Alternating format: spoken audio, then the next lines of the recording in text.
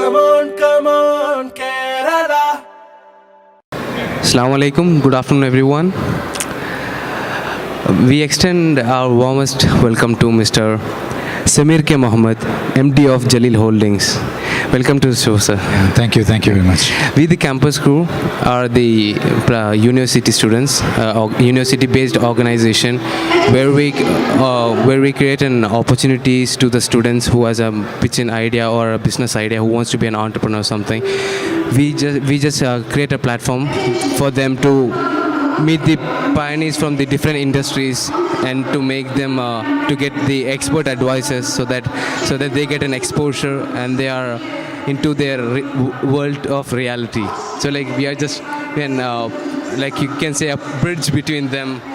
So we just help them a lot, and like so that's basically campus crew. And I would like to welcome on behalf of campus crew too. Yeah, thank you very much. Thank you for this opportunity also. Initially, I would like to ask, how did your journey start? As how you became a successful person? How was your journey? See, I'm not a first-generation entrepreneur. For the records, my father started the business. I'm the second-generation entrepreneur. I came into the business after my college, and my first tasks were actually understanding the business and then helping to lead the business. So it took me a good 5 to 6 years to understand the business and see how I could help out in the business. We had multiple businesses, so I could first start off with the business I liked. I had that privilege, and later on started helping out in all other businesses too. Thank you. Could you explain how your company changed from Jaleel Trading to Jaleel Holdings? What was your journey? How long did it take, or how was the pathways, everything? Yeah, Jaleel Traders as an entity still exists. Okay, that has not changed. Okay. What happened is we had other companies formed. We have multiple companies, and we brought all of them under an umbrella investment company and called Jaleel Holdings. So that was the change. We have other companies like J-Mart, Orbex, Jaleel Distribution, Jaleel Fresh Produce Supply, all under the same umbrella. Okay, thank you, sir.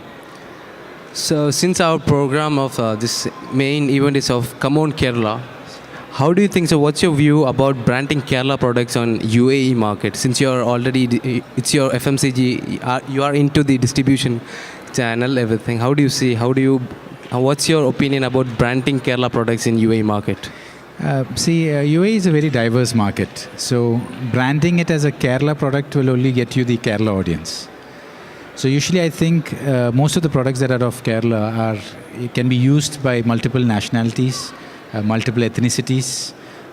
So it is in our interest actually not to necessarily just brand it as a Kerala product, but more so to brand it in the use that it has. So make customers aware of the benefits of it, make customers aware on how it can be used for their multiple dishes that food products, for example, on the multiple dishes that they can use it in. If it is a cosmetic product or any other product of that nature, we can talk about the originality or the ingredients that go into it, which is unique to Kerala. So I think that helps better than branding it as Kerala. Thank you. And as a young generation like us, or who wants to be an young entrepreneur, can you just tell me what are the possibilities in FMCG field, like for distribution company? What are the initial challenges or the initial difficulties? What will the young generation will face or have to face to get successful in this field of business? See, distribution is one business in FMCG, but there is wholesaling. There is a role that the principals play, for example. There are companies which create these brands. So the challenges faced by each of these groups is very different. As a distribution company, one of the key challenges we have is taking care of your expenses while you have to reach out to the entire universe of outlets. Okay, that is a challenge that you have as a distribution company. But I think more so the challenges are for the brands that come into this market. Especially today's talk was guiding those companies that are coming to UAE from India, who want to establish their brands here. For them, one challenge is finding the right partner, Another challenge is making sure that your product has USPs that are appealing to the audience of UAE, because UAE has as I said earlier, multinationality population. So finding uniquenesses where you can fulfill their requirements, that's a big challenge for them. Also, keeping your quality of your product, because the weather conditions in this part of the world are very different from back home. So making sure that the product lasts through and it is consumed in the right fashion or in the right quality when it finally gets to the kitchen. Okay, thank you. And finally, I would like to get your suggestions or tips to the youngsters like us or young generations like us. What would be a suggestion to be like how to dream about how to start a business, or what would be your tips or suggestions?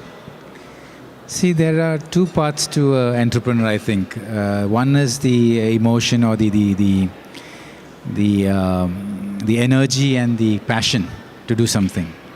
That is very important for an entrepreneur.